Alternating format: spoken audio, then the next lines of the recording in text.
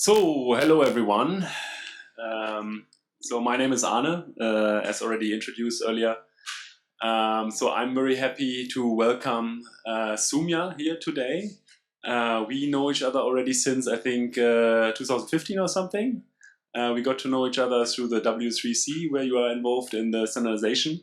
And Soumya is a research engineer at Eurecom and doing research and innovation and standardization in the area of IoT, but also smart city and things. And he's very active also at the IEEE, organizing conferences, workshops, and also, I think, editing a journal.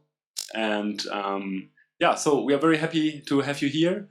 And you will talk a little bit about IoT protocols and middleware. So thanks. Thanks, Arno. So he and I, we are friends from quite a long time, so we take turn and praise each other in conferences like this. Okay. So I also had some inputs from him regarding discovery. I'll talk about that later on in this presentation. But before I go into all that, so let me ask you something. How many of you had a weekend party before you came here? Weekend party, like sort of like a bye-bye summer kind of thing. None of you? Come on, many of you are students, I saw in the posters. Really? Okay, I had one on Saturday, really late night. And so yesterday when I was coming here, I was trying to look through my slides. I was literally like this. Where do I start? Yeah, right. And on a serious note, so this is how I feel when I have to design like any IoT device or any IoT service. Where do I actually start? That's a very crucial point. So later on, when you actually start working on your PhD or later on in the companies, so it's a very important question to ask, like, should I start with security or ease of use or whatever it is? Now, if you look a little bit closely towards this picture, so there's a lot of things written at the bottom. Can you identify a couple of things that's missing from here? Yeah? Sorry? Security is written. Which first? So anything can you see what is missing from here? Resilience, yes. It kind of ties up with security. Context domain, yes. Anything else? A very basic one that every one of us, we generally tend to miss. The answer is communication. So when you start developing software for a very high level, so you sort of think like the communication and the protocols for communication, it's sort of given. So nowadays we really don't care about the internet or the web parts. We sort of assume that it's there, and what we need, we can actually query the web or send a packet to the internet and we can get the response. But when it comes to Internet of Things, it's a little bit tricky than that. So in my presentation, I'll go through two communication protocols. Constraint Application Protocol COAP and MQTT. These two are pretty standard these days. I intentionally left the HTTP part behind because you are using it since a long time and it's pretty well known, so I'm not going to repeat the other stuff. And then Mark Oliver already mentioned a lot about the middleware, so I'll show you some very basic middleware that you'd need to work on any IoT project, especially on the challenges, and I'll show you some demonstrations how those things work in real life. But before going into that, so just some very high level and very generic aspects for you to understand. So these two things, always remember, some very generic vision for the Internet of Things. So there are two, so it's something I took from his slides as well. Things interacting with external services. So we all know about the clouds, edge computing platforms. So in your home, if you have, let's say, Fitbit, or if you're wearing one right now, so it's sending data to your phone and then probably sending it to a cloud. So you have the Fitbit interacting with the cloud, and we can also have things interacting with other things. Like in your home, you can take a tablet, interact with your smart fridge, context like that. And the second part is these connected things, they can also react autonomously to the environment. For example, imagine this building. So in the evening when all of us will leave from here, maybe there is a presence detector that can automatically turn on the lights, turn off the lights and the other outlets because all of us has left. So it's another example on how things can interact autonomously to the environments. Now the next 3 slides I have, it's what I call the good, bad, and ugly of Internet of Things. I really like this one. Any of you play tennis? You 1, really good.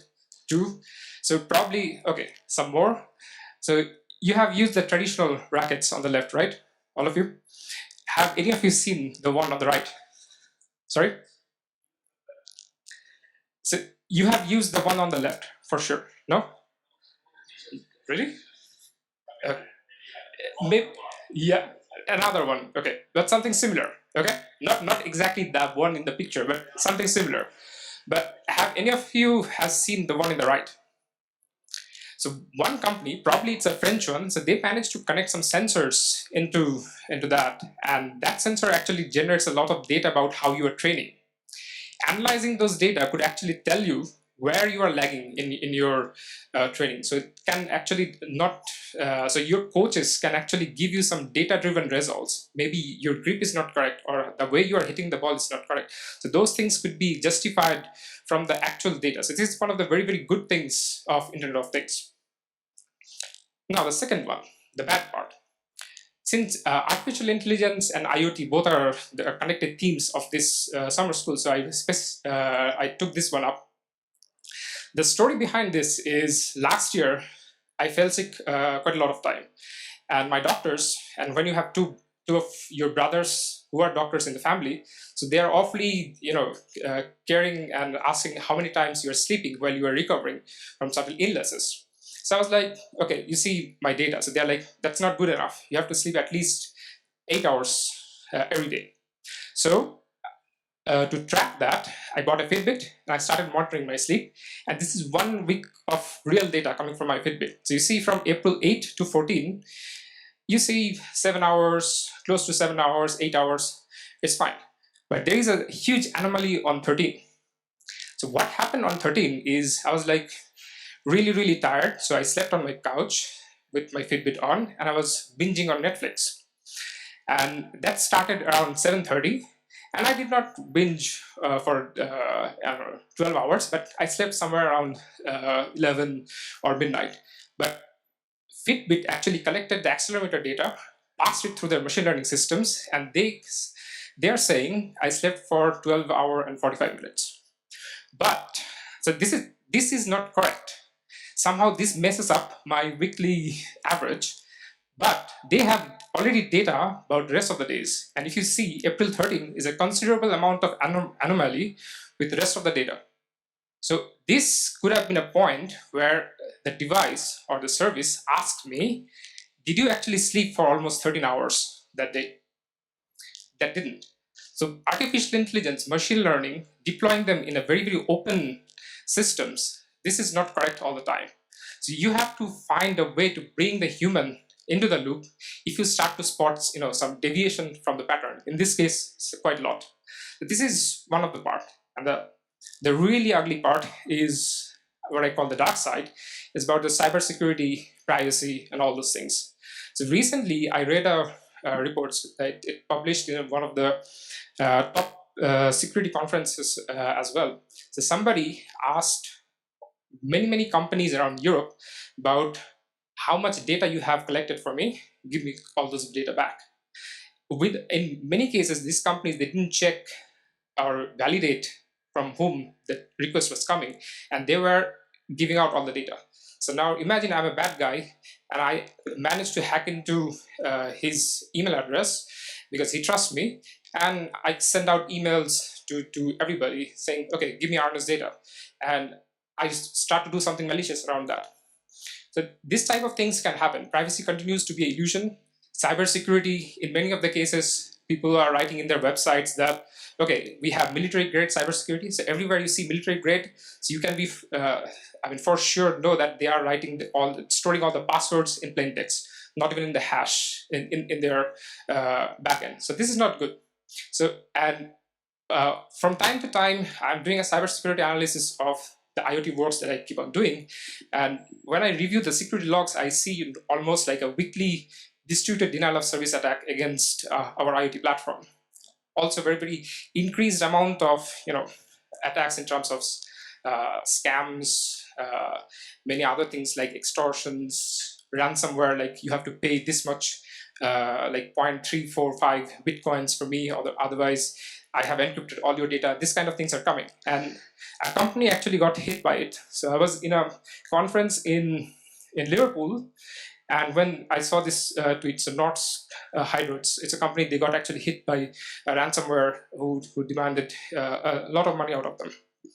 So these are some very basic things that you should keep in your mind, for example, for your later on, if you do your PhD or go on work on the companies. So in my rest of my talks, so I'll come back to the original aspect of my presentation, I'll focus on two key aspects. On the communication, so that's where we have the protocols, two communication protocols, and the softwareization that's basically eating every aspect of our lives. Now, jumping straight to COAP.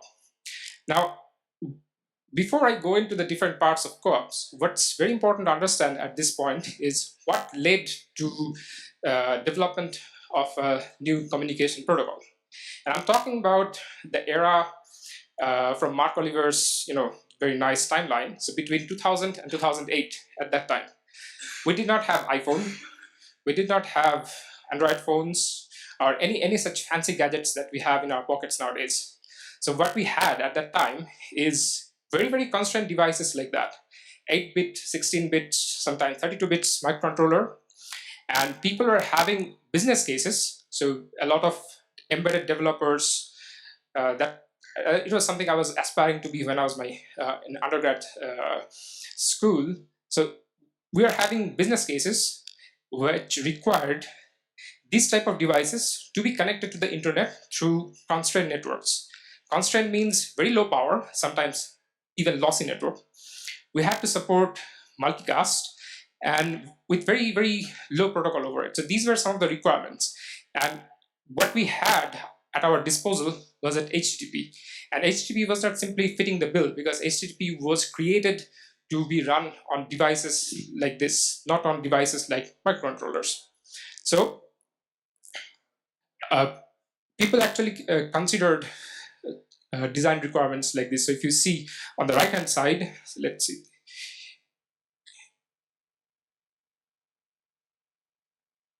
Okay, this doesn't work. So if you see on the requirements, so we have to satisfy a lot of them to create something like this.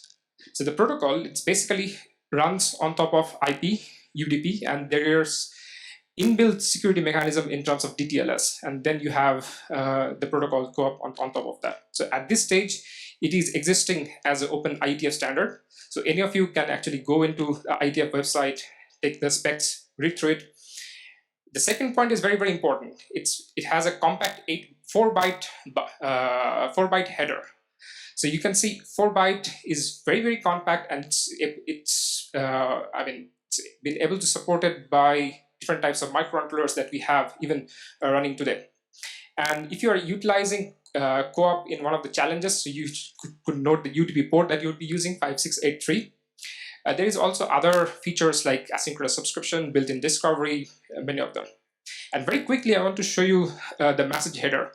So this is how it looks like. It's taken directly from the specs. So you have one field for version, then what type of message you are sending, the token length, the code, message ID, and the token itself. And that's pretty much it.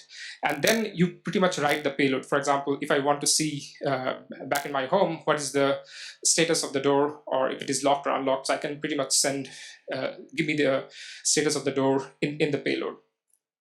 So 4 very, very important features for COAP. So it's a very, very efficient protocol for RESTful communication, ideal for constant devices, I already told you. And it's very, very specialized for machine-to-machine applications. COAP was created to support this type of machine-to-machine or thing-to-thing interaction.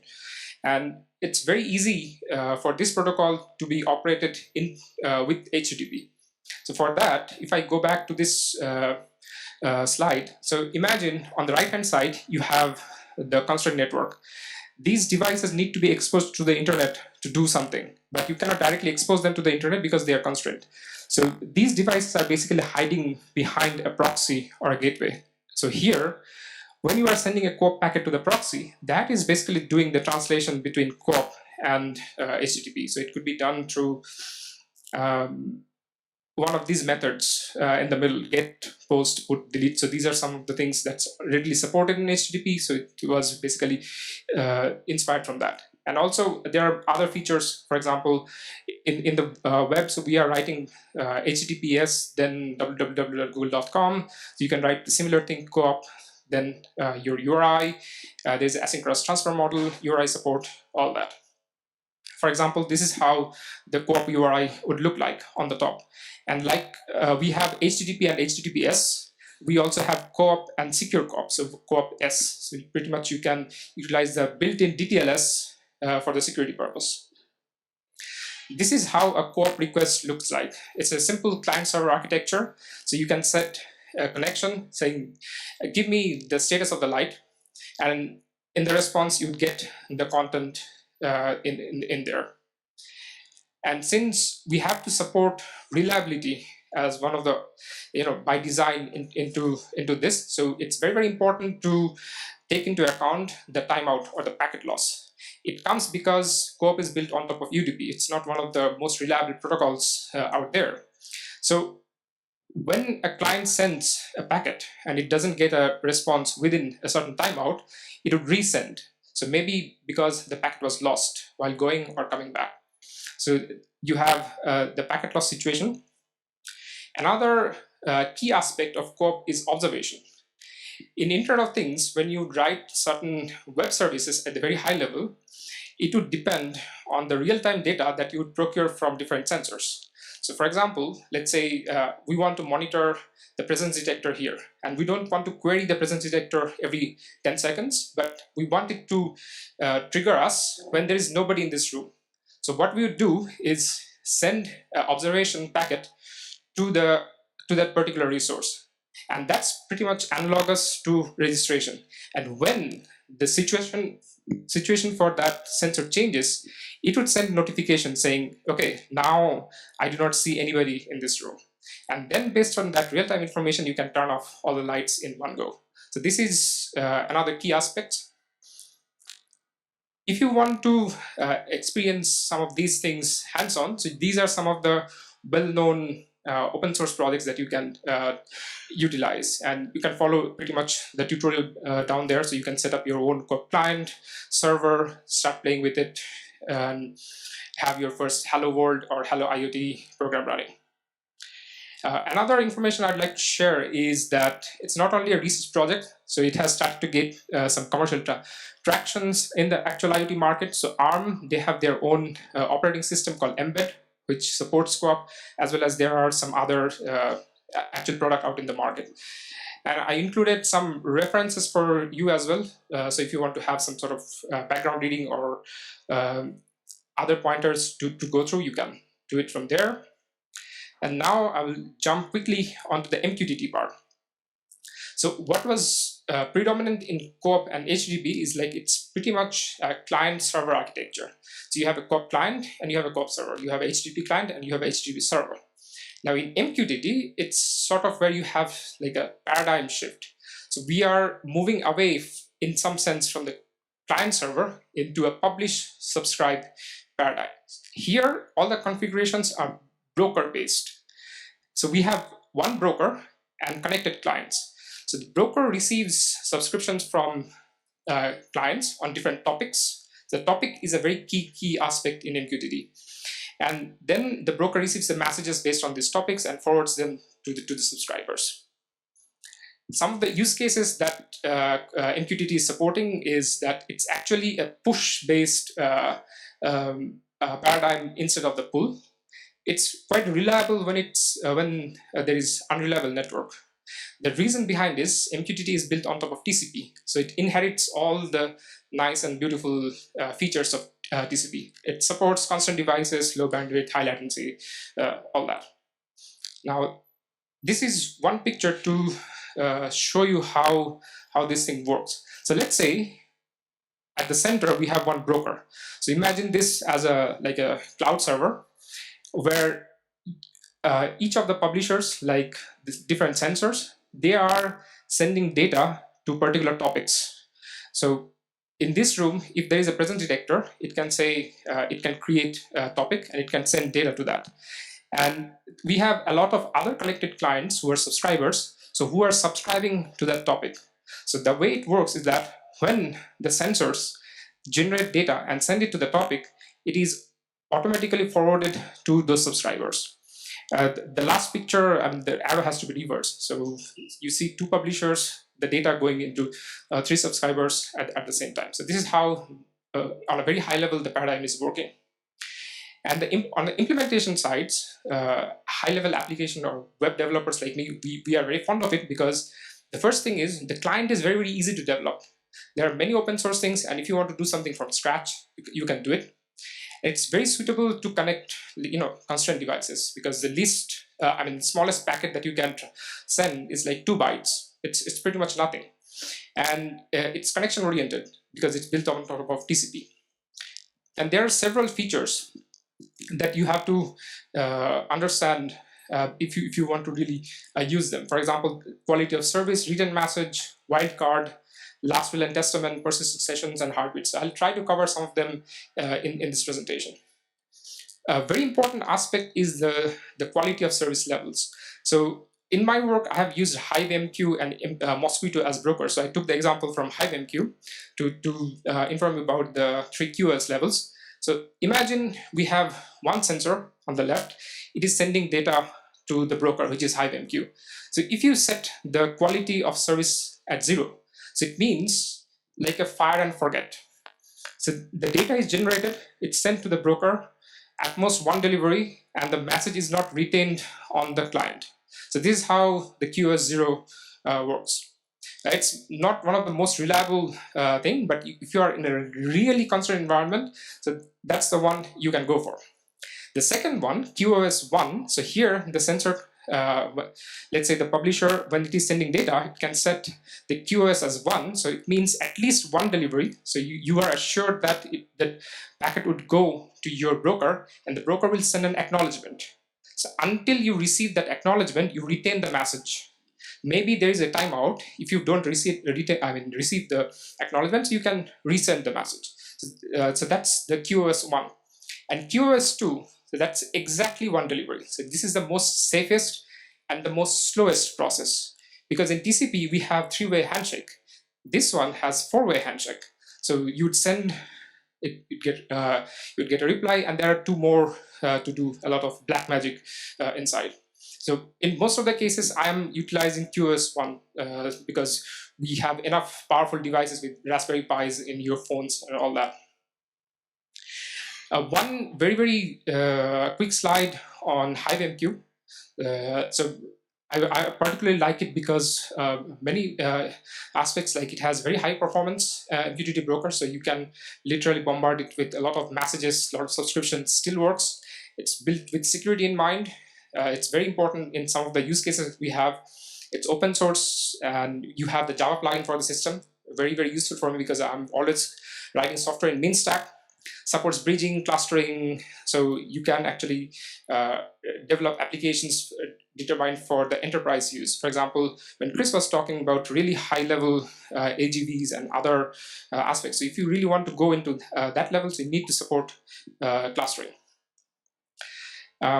Very quick slide on 2 more things, the return messages. So here, the broker saves the last message for a topic. So if you want to enable this, so the last known value is retained. Okay, so if someone from the subscriber wants to get it, so you can get it through the return message. Last will and testament, it's sort of, somebody took it literally, and here the publisher can define this and send a message to the client, and in between, if the client dies, that means if it goes like offline, so even if a subscription comes after that, so you'd be able to retrieve from there. So this is pretty much very, very high level concept of the last will and testament.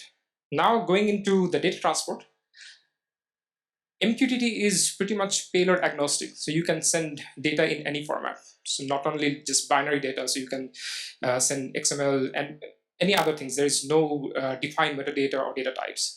But I always suggest your clients, connected clients like publisher and subscribers, they must agree on certain serialization, whether it's JSON or JSON LD, it's up to you to define, but doing the serialization would help you on the higher layer on how to interpret the data as well as how to make meaning out of it.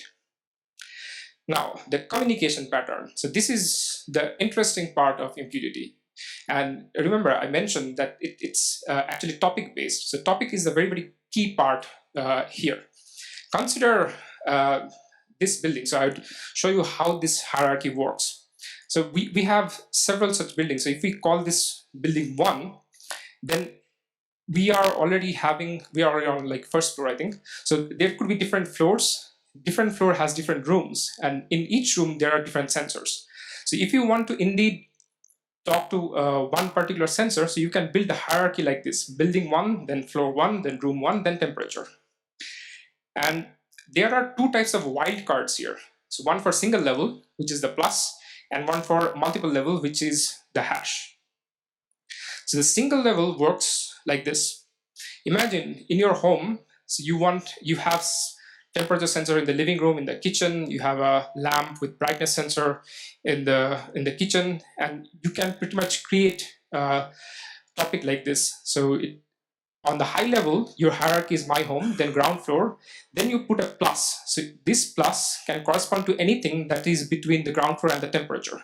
So that's why the first 2 topics are valid, but the last 3 topics are not valid. For example, if I take the third one, ground floor kitchen brightness, the brightness doesn't match with temperature, so that's why it's not valid. You got how the single level works. Now the next one is the multi-level. And since it's multi-level, it always comes at the end. So this is one of the distinctions. So the single level can come in between, but multi-level will always come at the end.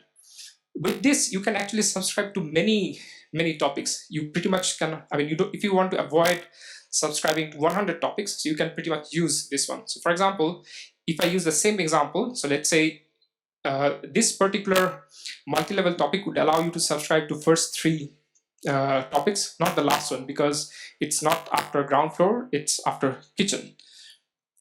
Some of the best practices, so here I summed up pretty much my personal experience and some of the best practice from the literature. So if you are interested, follow this later on. And since my background is security, I always somehow find a way to bring security into the picture. Like COAP and HTTP, you also have MQTT and MQTT-S. S is for the secure part. So you can utilize the same SSL and TLS certificate for HTTP to do the MQTT-S aspects as well.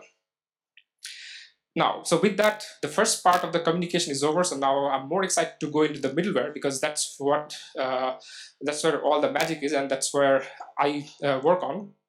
So Mark Oliver talked a lot about the middleware aspects, and I can sum it up why we need middleware in one sentence. It's just to handle the complexity that's present in so many levels. So you have the massive scale, because just among all of us, so let's say we are 25 to 30 people, so we probably have like 100 machines with us, with watches, phones, laptop computers, and so many other connected devices. Now, if you imagine that on a city level, that already goes into probably tens of thousands.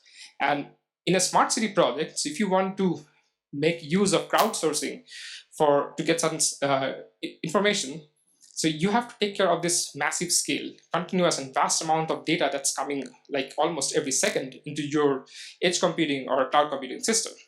So what are you going to do? Have some sort of data filtering so that we are crunching only the interesting part out of the data that we are getting. Then the complex systems. So I'll talk about that in the second slide. And also we have the question of open access. So Mark will talk about that as well. So a lot of vendors, they don't want you to do a lot of stuff. because they are trying to limit the access to their systems. And on the other hand, you have vendors, they're pretty much open, let you do a lot of things so as to decoupling, the data producers, consumers, and everything that goes on in between. So now talking about this middleware from my personal experience in Eurecom. So we started doing this probably in 2012, 13. And the first use case that I had was creating a smart gateway for homes. So it was like a monolithic version, very simple. So we have certain IoT devices that we have to connect to a gateway, and we have the phone. So individually, you can see how many devices are connected, if they are on or off. You can, if you see that nobody in the room, you can turn off the light, this kind of aspect. But pretty soon, what we discovered is that since it was monolithic, if I want to change something in the data exchange, that was affecting the way I do local storage. If I want to do something in the discovery, that was having some sort of effect on actuation. So this codependency was not correct, because maybe if I want to release a software right away for the industrial partner, I have to be careful because it is touching different other places as well. And at the same time, if I do anything on the 3 web services on the right, the local storage was also getting affected as well. So we started to think how we can decouple all these things from one another. And the obvious answer was microservices. Go to microservices. So we pretty much went there. And at the same time, our research agendas got extended, and we started to include different aspects of edge computing. So I talked about this massive scale and the filtering part at the beginning. So that is what we wanted to bring, and we wanted to bring it at the level of the network, edge of the network, not in the cloud.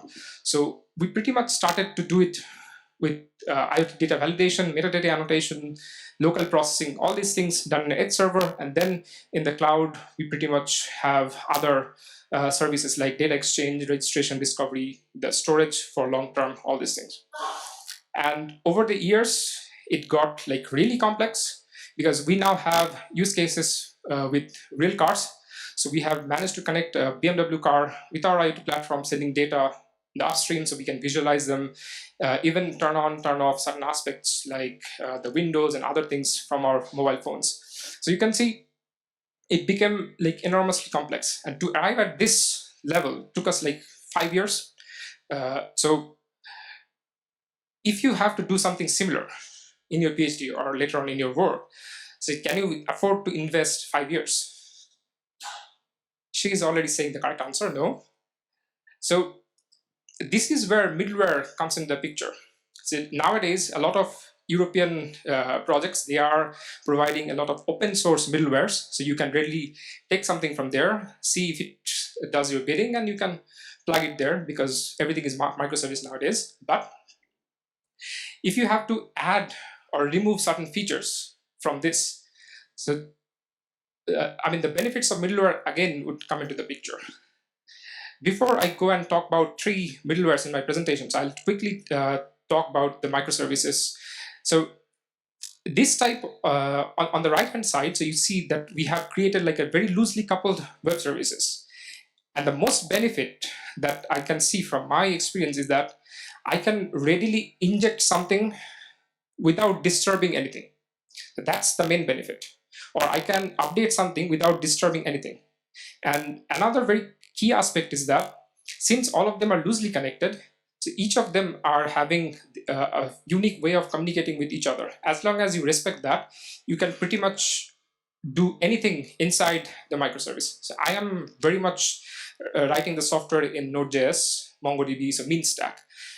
My current boss, he's hating that aspect totally, and he's doing it in C++.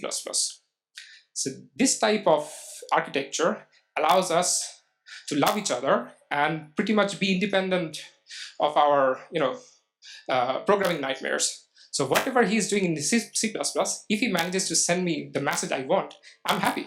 I don't have to do anything. But if I go back to monolithic, either he has to compromise, learn Node.js, or I have to go back in C++, which I really don't like.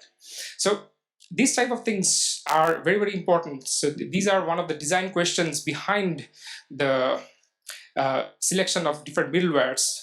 How are you going to program it? Different kinds of databases, what type of architectures, design patterns you are going to take into the picture. So these benefits I already said, so I'll skip. I'll come into three basic aspects of the middleware. Now, the first one is uniform data exchange with connected devices. Now, if you have seen, if you have been into any online IoT marketplaces, so you'd see everybody have their own set of sensors. Samsung has its own, then LG has its own, Google has its own Google Home nowadays with many different sensors, all that. So there are probably like 1,000 different types of sensors, 1,000 different ways of accessing data, and probably even more ways of controlling something.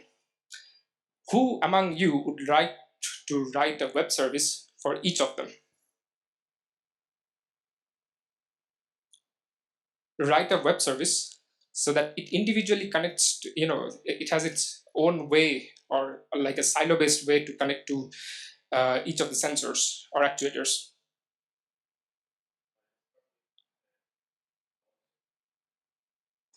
Yes. Yes, perfect. But would you literally like to add, I mean, go into that silo, or have something like a standard so that every sensor can talk through that? Yeah, so that is what we try to do here. So heterogeneity at the very bottom is a big nightmare for people sitting at the top of the hierarchy like me.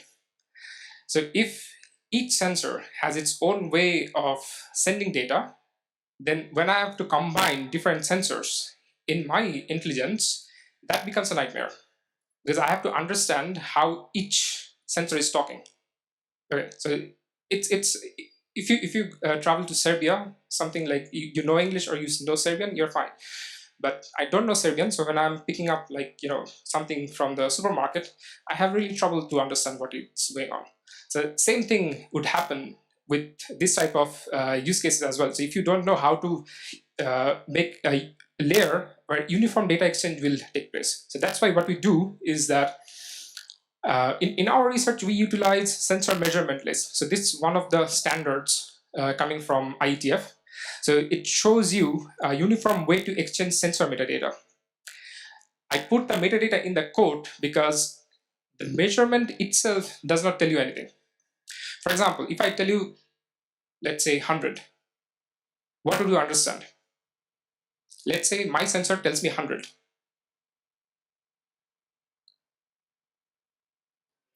Sorry? Yeah, the first question is, what is the unit? Let's say I tell you it's Fahrenheit. Then the question is, how fresh is the data? What time? Then what else do we need to know?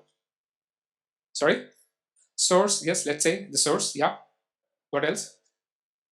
Localization, it's important, but not always. But it is important to know.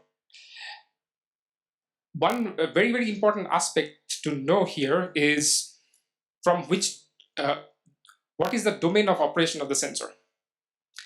Or what is, I mean, from the unit you can understand what is the sensor, but the domain is very important as well. For example, this one has accelerometer. And in my project, I wrote two applications.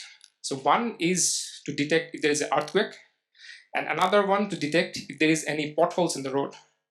So same data being fed into two applications, and two of them are interpreting in different ways to tell you something.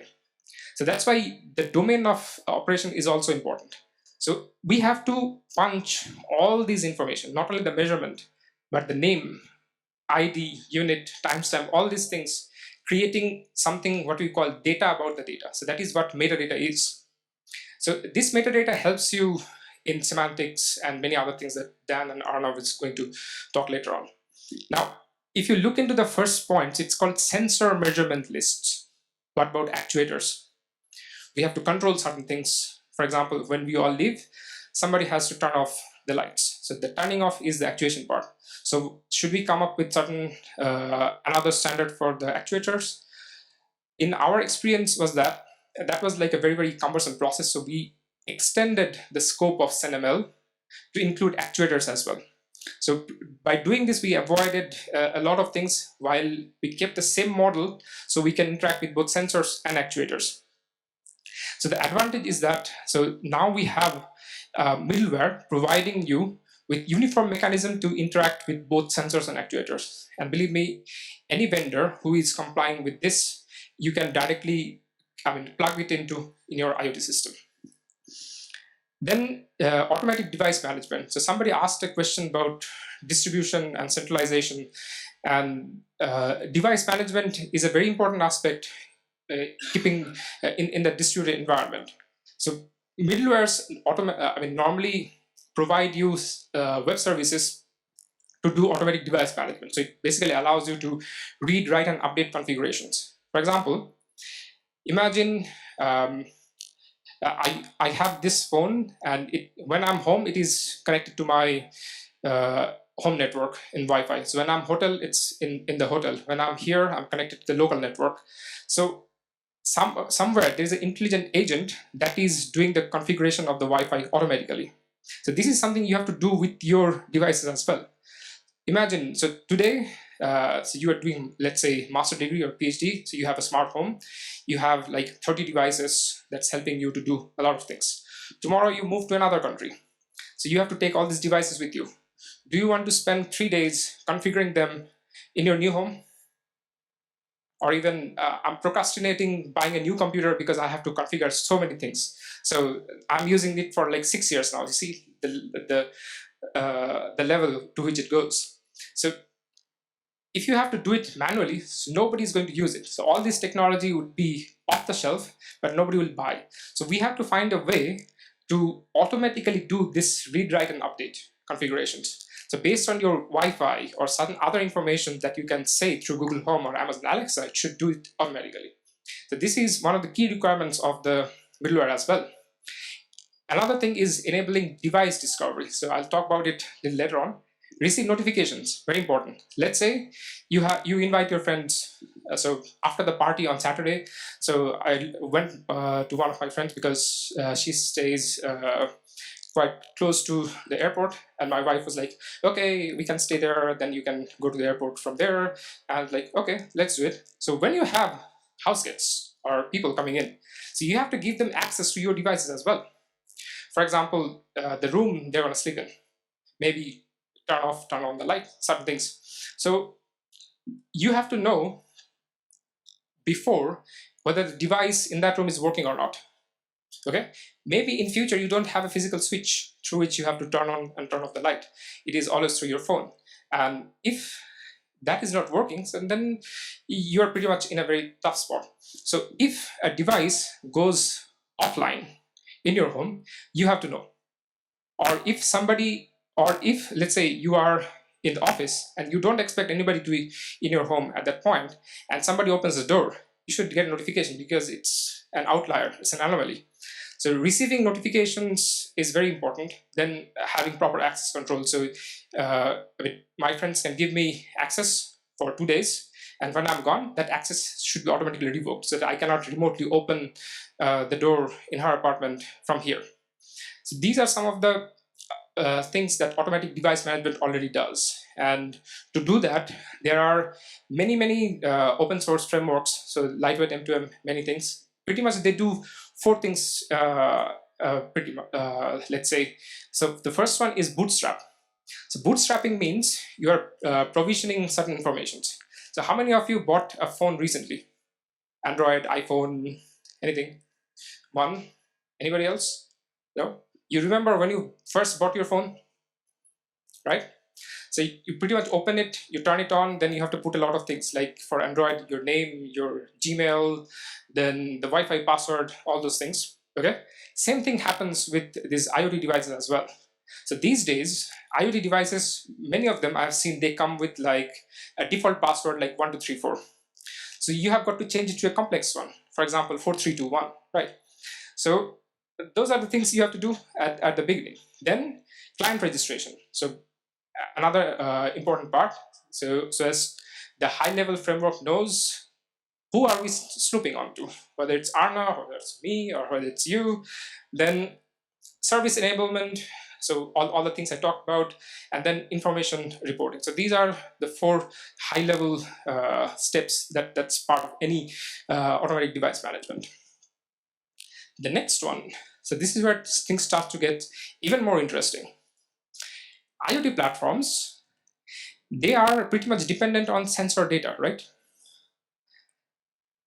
If you develop your application and where you need data coming in real time, and you don't know whether that device exists into the real world or not, so what you have to do? You have to pass through some sort of discovery. In other words, you have to pass through some sort of search engine for Internet of Things. For humans, we know what to do. So you can even talk to these search engines nowadays. But what should an IoT platform or IoT web service do? Any ideas? Yeah, discovery, but how to discover? Publish, subscribe, think one step before. Sorry? Very good. You? What? Call to a discovery service, how would that work? That is the main thing. So as you mentioned, so one client, it can announce itself. For example, Wi-Fi, it announces itself. So on your so when I connected to the local network, so I pretty much looked up, where was it? Wake 1 event, yeah, exactly that one. I found it, I pressed, I put the password, and that was it. But it required some sort of human intervention. It was not automatic. So the middleware also faces a lot of challenges like this. So we have a client, so it can so one thing, it can announce itself using Bluetooth, okay? Or somebody can announce itself in a network. So there are protocols to do that. Or somebody even can register themselves in a directory. Okay, I'm present in this directory, so if you send a query here, so you'd find me. And this is a very, very nice picture, but in real world, it looks like this. Too many of it. Even for a tiny problem, like to discover a thing, you have so many options available. So you see how enormously complex things are, and engineers like me, we are trying to not only solve the complexity, and we are increasing the complexity as well. So in other words, so discovery scenarios, so there are like many of them. So you can search around me as in your physical or smart space. So it could be through URI beacon, NFC. So in the network, you have protocols. You can search in a directory. You can search across peers. You can search for metadata. You can do semantic-based search. So Dan will talk a little bit about Sparkle and other things. And if you want to really create a search engine, so these are like baby steps to go there. So you need a configuration registry, so where everybody would, from everywhere you would pull configurations. Then you need to index them. Then you have the actual search engine which would actually provide the lookup facility. Then you also have the question of lifetime. So for example, maybe I want my device to be available for a certain amount of time, not after that. So resource sharing or privacy concerns, a lot of things would come into picture. So I intentionally wanted to talk about these 3 high-level things and then show you some demonstrations on how these things actually work in real life. So we had a project in which we had to connect an actual car, send its data to a external service, and then we have an Android app which would pretty much see what is going on in the car and then remotely play around on it. So we spent like 4 months and created an 8 minutes video of it. So this is the setup that looks like. So everything I have talked to so far is you'll find it somewhere. For example, we are having data generation using CineML. We are pushing it to the roadside unit. There's a gateway. The Android app is seeing the same measurements. The app is also doing discovery, and before that, the registration and automatic management is taken care in the IoT gateway. We we also put in place a simple amount of security into it because we knew it's a controlled environment. Nobody from outside would be able to access it. So let's see. I'm hoping this would work. Okay. So the project is called Datta Tweet. It's pretty much like we are all sending out tweets with a particular hashtag. The idea was that the car would be able to tweet what is happening in the car, and there would be an Android application who is making something sense out of it. So this is the first step. So this is where we are accessing some parts of the onboard unit that goes in the car, and this is the antenna through which the data transmission would take place. So the SendML, so the uniform way to getting data and all that. So it is here where we put it into the onboard unit. So this is one part of the setup.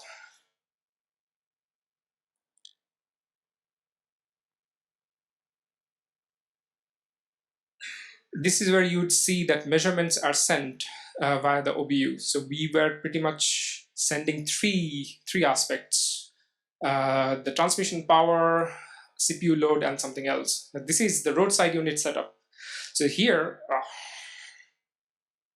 shoot.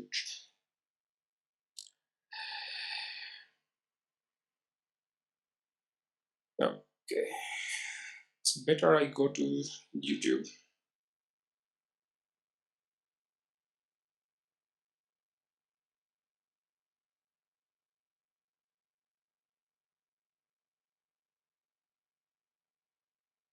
Sure.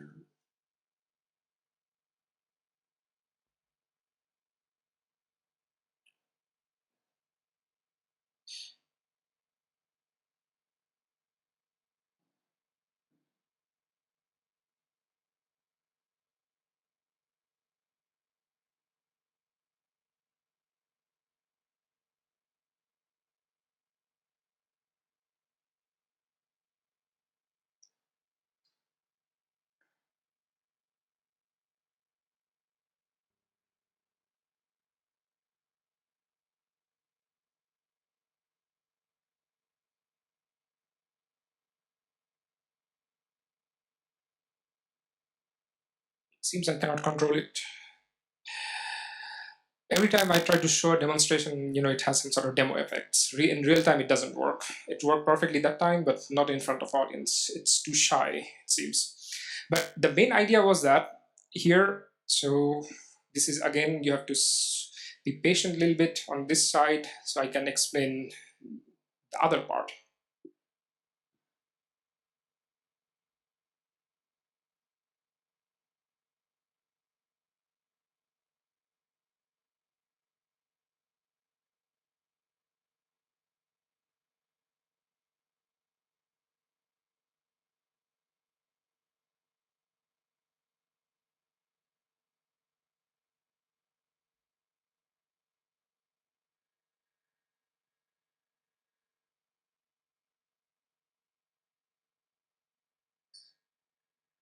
Okay, I'm able to pause. So the idea here is this high mast is hosting one antenna, what we call a roadside unit. So on top of that is the antenna. So this is what will receive the data coming from the vehicle, and it would transmit the data into the workstation that I set up. So this is the edge computing part. So all questions about gathering the sensor data, sending it to the mobile application, doing some local analytics, everything is housed in here. So this is the roadside unit, the computational box itself.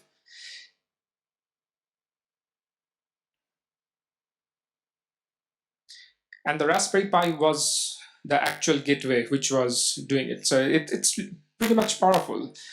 And there you see the car in the real setting. So it's in a remote position. So we took this particular position because we had a line of sight, just wanted to be sure that there's no loss of data in between. And that's me about centimeters away, setting things up.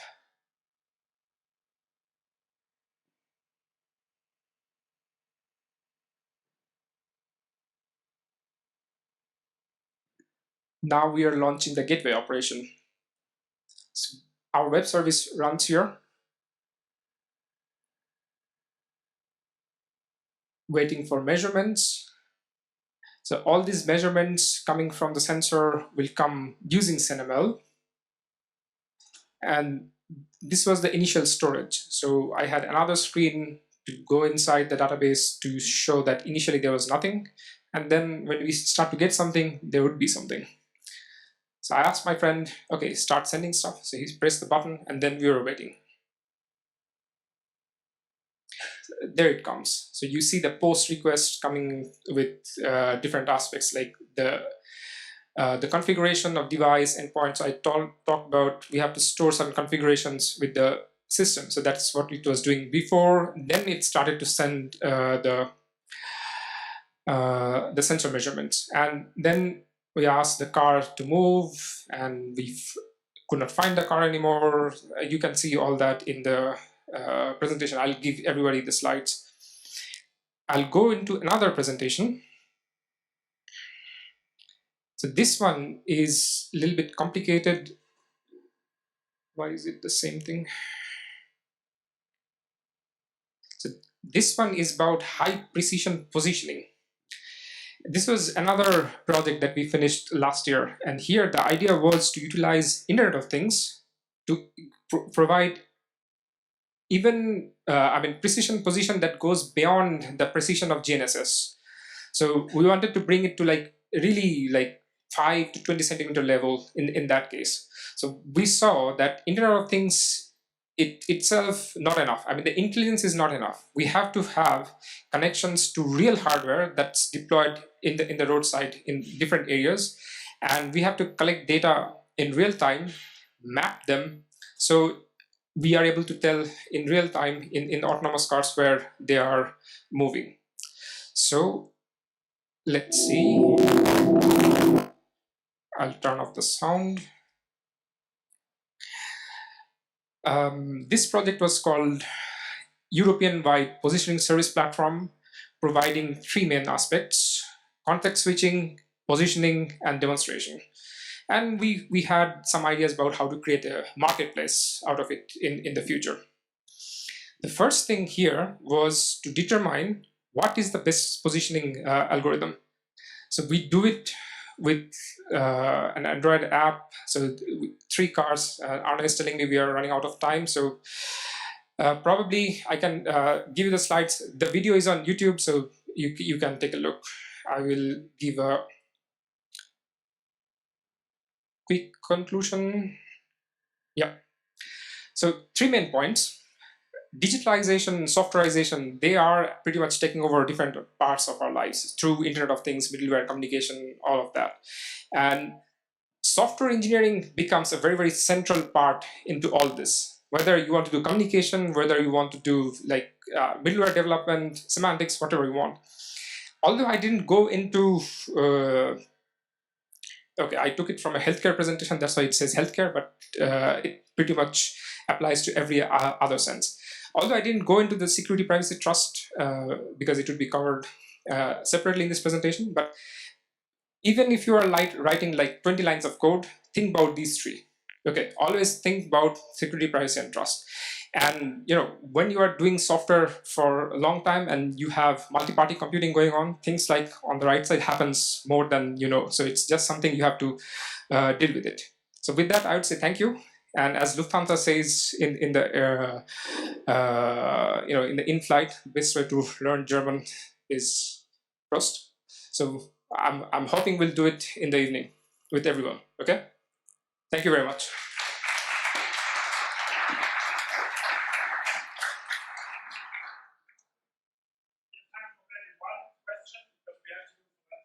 Yeah. Who wants to ask this question? Yes. Yes. Hello. Do you have any comparison power performance between COAP and MQTT? I had a student who did it. I don't have the results with me right now, but I can dig it up and send you. Thank you. Yeah. Okay. Question. Very good. Did we thank him? If not, let's thank him once again. And now we're probably all hungry. We'll go now to the to the place that Katerina knows. So please quickly get your stuff. You can leave everything here. We also leave our equipment here, which is probably more expensive than yours. So they will first take ours. So just go to the exit and we'll walk